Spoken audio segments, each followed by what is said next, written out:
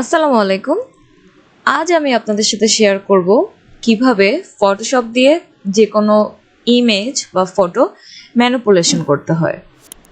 Photoshop দিয়ে আমরা কম বেশি সবাই ইমেজ এডিটিং থেকে শুরু করে ব্যাকগ্রাউন্ড রিমুভ বা ব্যাকগ্রাউন্ড ব্লার করা বা যে কোনো ধরনের এডিটিং আমরা করতে পারি। কিন্তু অনেকেই আমরা কিভাবে একটা ফটোকে ম্যানিপুলেশন করে সেটা কিন্তু আমরা অনেকেই জানি না।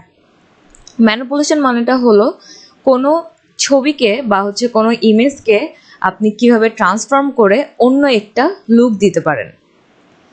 আজ আমি আপনাদেরকে এরকমই কিছু শেয়ার করব যে কিভাবে একটা ইমেজকে আপনি টোটালি ট্রান্সফর্ম করে অন্য একটা লুক দিতে পারেন। সো সেজন্য আমি কিছু ইমেজ নামিয়ে রেখেছি এবং সেটা আমি ফটোশপে ওপেন করে নেব। তো আমি এইরকম একটি বাল্বের ইমেজ নামিয়ে নিয়েছি এবং এই ইমেজটিকে আমি ফটোশপে ওপেন করে নিয়েছি। এখানে ফটোশপে ওপেন করার পর আমি এখানে আরেকটা লেয়ারকে কপি করে নিয়েছি এবং চলে যাব লেসো টুলে। লেসো টুল থেকে আমি বাল্বের এই যে ফিলামেন্টের প্রথম যে অংশটুকু আছে এই অংশটুকুকে সিলেক্ট করে নেব। লেসো টুল দিয়ে আমি এই ফিলামেন্টের অংশটুকুকে সিলেক্ট করে নিচ্ছি। সিলেক্ট করার পর আমি চলে যাব এডিটে গিয়ে ফিলে গিয়ে আমি এখানে কন্টেন্টস থেকে কন্টেন্ট অ্যাওয়ার্ড সিলেক্ট করে দেব এবং ওকে করে দেব। ওকে করার পর এখান থেকে ফিলামেন্টও রিমুভ হয়ে গেছে। এইবার এখান থেকে সিলেক্ট থেকে আমি ডিসিলেক্ট করে দেব, অথবা কন্ট্রোল ডি দিয়েও আপনারা ডিসিলেক্ট করতে পারেন। এখন যে এই অংশটা আছে এবার এটাকে আমি লেসো টুল দিয়ে সিলেক্ট করে নেব। ফিলামেন্টের পরের অংশটুকু আমি লেসো টুল দিয়ে একইভাবে সিলেক্ট করে নিলাম এবং আবার চলে যাব এডিটে গিয়ে এবং ফিলে গিয়ে কন্টেন্ট অ্যাওয়ার্ড। এখান থেকেও কিন্তু এই অংশটুকু রিমুভ হয়ে গেছে। তারপরে একইভাবে আমি কন্ট্রোল ডি দিয়ে ডিসিলেক্ট করে দেব অথবা সিলেক্টে গিয়ে ডিসিলেক্ট করে দেব। এর পরে যে অংশটুকু আছে এই অংশটুকুকেও আমি লেসো টুল দিয়ে সিলেক্ট করে নেব। লেসো টুল দিয়ে সিলেক্ট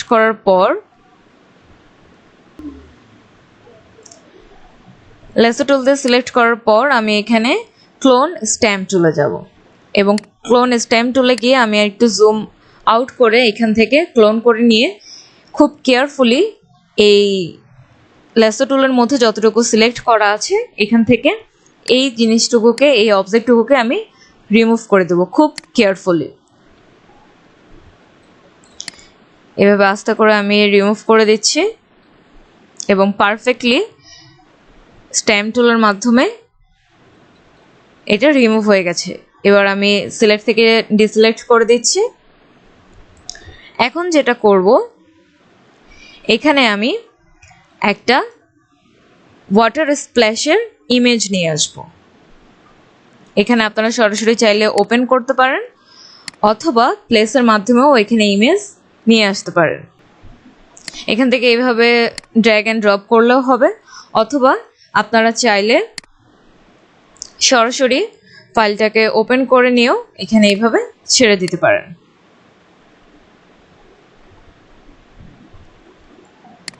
এটাকে একটু নামিয়ে দিচ্ছি। তারপরে এখন যেটা করব ইমেজটিকে সিলেক্ট করা অবস্থায় নর্মাল থেকে মাল্টিপ্লাই ক্লিক করে দেব এবং এখানে তাহলে নিচের বাল্বটিকে দেখা যাবে। রাইট মার্ক ক্লিক করে দিচ্ছি এবং এবার ইমেজটিকে আমি একটু রোটেট করে দেব যেহেতু বাল্বটা আমাদের একটু বাঁকা করে আছে, সো এই জন্য আমি ইমেজটিকে একটু রোটেট করে দিয়ে এমন একটা শেপে দিয়ে দিব যেন বাল্বের একটা অংশ খালি থাকে এবং আরেকটা অংশে ওয়াটার স্প্ল্যাশটা থাকে। এভাবে করে শিফট চেপে ধরেও আপনারা বাড়াতে পারেন। তারপর এখন যেটা করব এখানে বসানোর পর তো ইমেজটিকে প্লেস করার পর আমি চলে যাব লেয়ার মাস্কে এবং লেয়ার মাস্কে ক্লিক করে এখানে ব্ল্যাক কালারটা যেন উপরে থাকে সেটাকে সিলেক্ট করে আমি চলে যাব ব্রাশ টুলে। ব্রাশ টুলে গিয়ে এখানে আমি হার্ডনেস 0 করে দিব এবং সাইজটাকে একটু বড় করে দিব এবং অপোসিটি অবশ্যই যেন 100% থাকে। দেন এখান থেকে আমি লেয়ার মাস্কটাকে সিলেক্ট রেখে জাস্ট ইমেজটার উপরে আমি ব্রাশ টুলটার এখানে উপর থেকে হচ্ছে ব্রাশের মাধ্যমে আমি এখানের বাইরের যে অংশটুকু আছে বাড়তি সেটাকে আমি খুব কেয়ারফুলি রিমুভ করে দেব।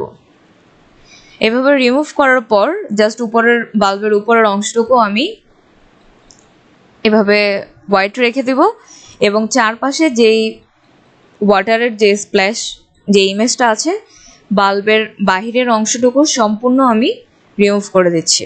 এটা খুব কেয়ারফুলি করবেন। যখন কোনো অবজেক্টের সাইড দিয়ে করবেন তখন চাইলে আপনারা এটাকে ব্রাশ টুলের সাইজটাকে বড় ছোট করেও আপনারা খুব কেয়ারফুলি করতে পারেন। সো দেখতে পাচ্ছেন খুব সুন্দরভাবে এখানে যে ওয়াটার যে বাইরে যেই অংশটুকু ছিল সেই অংশটুকু সম্পূর্ণ রিমুভ করা হয়েছে এবং বোঝা যাচ্ছে যে বাল্বের ভিতরে একটা পানির স্প্ল্যাশের একটা হচ্ছে কোনো কিছু আছে অথবা বাল্বের ভিতরে কিছু দেখা যাচ্ছে। সো তারপরে এখন যেটা করব, এখানে বাল্বের নিচে যে একটা বাল্বের রিফ্লেকশন দেখা যাচ্ছে এইটাকে আমি এবার রিমুভ করে দেব। এটাকে রিমুভ করার জন্য আমি চলে যাব প্যাচ টুলে, এই স্পট হিলিং টুলের নিচে আছে প্যাচ টুল দিয়ে এখানে আমি বাল্বের নিচের এই অংশটুকুকে সিলেক্ট করে নিব এবং উপরের বা হচ্ছে যে কোনো জায়গায় ছেড়ে দিব যেন নিচের এই বাল্বের অংশটুকু রিমুভ হয়ে যায়। দেখুন খুব ইজিলি এটা আপনারা করতে পারবেন। দেন ডিসিলেক্ট করে দিলাম। এখন যেটা করব, এখানে আমি ফিশের ইমেজটা আগেই নিয়ে রেখেছি। এবার এখান থেকে আমি কিছু মাছকে ক্রপ করে নেব। তার জন্য আমি ল্যাসো টুল ইউজ করব। ল্যাসো টুল দিয়ে এখানে আমি ফার্স্টে একটা ফিশকে সিলেক্ট করে দেন এখান থেকে আমি ওই লেয়ারটাকে সিলেক্ট করে চলে যাব লেয়ার ভায়া কপিতে। দেখুন উপরে একটা লেয়ারে কিন্তু আমার সেই মাছটা কপি হয়ে গেছে। এবার আমি আরেকটা ফিশকে ল্যাসো টুল দিয়ে সিলেক্ট করে নিব। এই ফিশটাকে নিচ্ছি এবং একইভাবে মাছের যে লেয়ারটা আছে সেটাকে সিলেক্ট করে আমি লেয়ার ভায়া কপি করে দিলাম। আমি আরেকটা ফিশ নেব। এই ফিশটাকে ল্যাসো টুল দিয়ে সিলেক্ট করে নিচ্ছি এবং একইভাবে মাউসের রাইট বাটন ক্লিক করে লেয়ার ভায়া কপি করে দিলাম। এবার যদি আমি ফিশের ইমেজটাকে হাইড করে দিই তাহলে এই তিনটা ফিশ দেখা যাবে। এবার আমি ইমেজগুলোকে বা ফিশগুলোকে এখানে বাল্বের মধ্যে বা এই ওয়াটারের মধ্যে প্লেস করব। এটাকে আমি একটু রোটেট করে দিচ্ছি, একটু ছোট করে রোটেট করে দিলাম যেন এটাকে দেখে বোঝা যায় যে এটা পানির উপরে ভেসে আছে। এটাকে আরেকটু রোটেট করে দিচ্ছি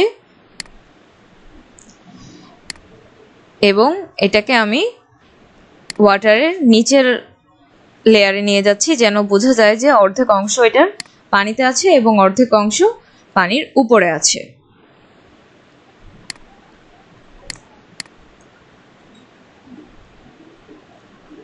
দেন এটাকে আরেকটু আমি রোটেট করে নিলাম।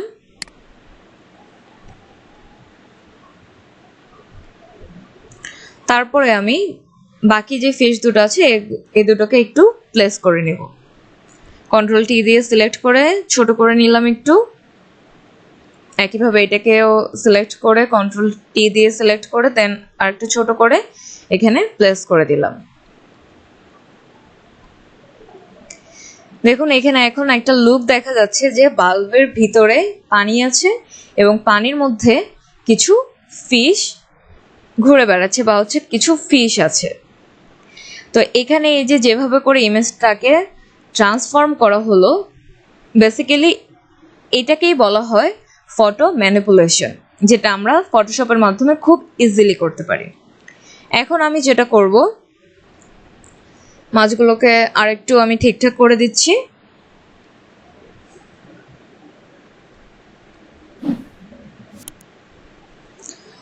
তারপরে আমি এখানে আরেকটা লেয়ার ক্রিয়েট করে নিচ্ছি, নিউ একটা ব্ল্যাঙ্ক লেয়ার। দেন ওই লেয়ারটাকে সিলেক্ট করে আমি কিবোর্ডের শিফট কন্ট্রোল অল্টার ই ক্লিক করে নিলে দেখেন এখানে ইমেজ অটোমেটিক এখানে সেম যা কিছু অবজেক্ট ছিল সব অবজেক্ট দিয়ে একটা লেয়ার হয়ে গেছে এবং ইমেজ চলে এসেছে। এখন আমি ওই লেয়ারটাকে সিলেক্ট করে কন্ট্রোল টি দিয়ে মাউসের রাইট বাটন ক্লিক করে ফ্লিপ ভার্টিক্যাল করে দেব। ফ্লিপ ভার্টিক্যাল করে আমি এটাকে নিচে নিয়ে আসবো যেন বোঝা যায় এটা নিচে একটা রিফ্লেকশন হচ্ছে। রিফ্লেকশন করার জন্যই আমি এই ভার্টিক্যালটা করে দিচ্ছি। অপাসিটিটা এবার কমিয়ে দিব। এবার আমি অপাসিটিটা কমিয়ে দিচ্ছি। অপাসিটিটা আমি এখানে 30 করে দিই। ওকে, 30 করার পর দেন আমি হচ্ছে এখানে ইরেজ টুলটা নিয়ে এখানে যে ব্যাকগ্রাউন্ডটা আছে বাল্বের অংশটুকু ছাড়া বাকি সাইডের যে ব্যাকগ্রাউন্ড আছে সেই ব্যাকগ্রাউন্ডটা আমি খুব কেয়ারফুলি রিমুভ করে দেব। অবশ্যই ইরেজ টুল দিয়ে এটা করার সময় আপনাদেরকে খুব কেয়ারফুলি করতে হবে এবং ইরেজের হার্ডনেসটা অবশ্যই সফট রাখতে হবে, চাইলে আপনারা 0 করেও রাখতে পারেন। সো এটার মাধ্যমে দেখা যাচ্ছে যে এখানে ক্লিয়ারলি বোঝা যাচ্ছে বাল্বের নিচে যে এখানে ইমেজের যে ওয়াটার সহ ফিশের যে একটা রিফ্লেকশন বাল্বের নিচে এরকম একটা এখন রিফ্লেকশন দেখা যাচ্ছে। সো আই থিঙ্ক আপনারা এই আজকে টিউটোরিয়ালটি খুব এনজয় করেছেন, কারণ আমার কাছে ফটোশপে ফটো ম্যানিপুলেশন করতে অনেক ভালো লাগে। আপনারা চাইলে এইভাবে বিভিন্ন ধরনের আইডিয়াকে কাজে লাগিয়ে এভাবে ফটো ম্যানিপুলেশন করতে পারেন। আপনাদের কোথাও যদি কোনো কিছু বুঝতে সমস্যা হয়ে থাকে অবশ্যই আমাকে কমেন্ট বক্সে জানাবেন যে আপনারা কোথাও কোনোখানে বুঝতে আপনাদের সমস্যা হয়েছে কিনা বা আপনারা এই ধরনের ম্যানিপুলেশনের আরও ভিডিও চান কিনা অবশ্যই আমাকে জানাবেন। আমাদের মান একাডেমি চ্যানেলটি এখনও যদি সাবস্ক্রাইব না করে থাকুন তাহলে এখনই সাবস্ক্রাইব করুন এবং পাশের বেল বাটনে ক্লিক করে রাখুন সবার আগে আমাদের চ্যানেলের ভিডিও দেখার জন্য এবং ভিডিও নোটিফিকেশন পাওয়ার জন্য। সো সে পর্যন্ত সবাই ভালো থাকবেন। Thank you.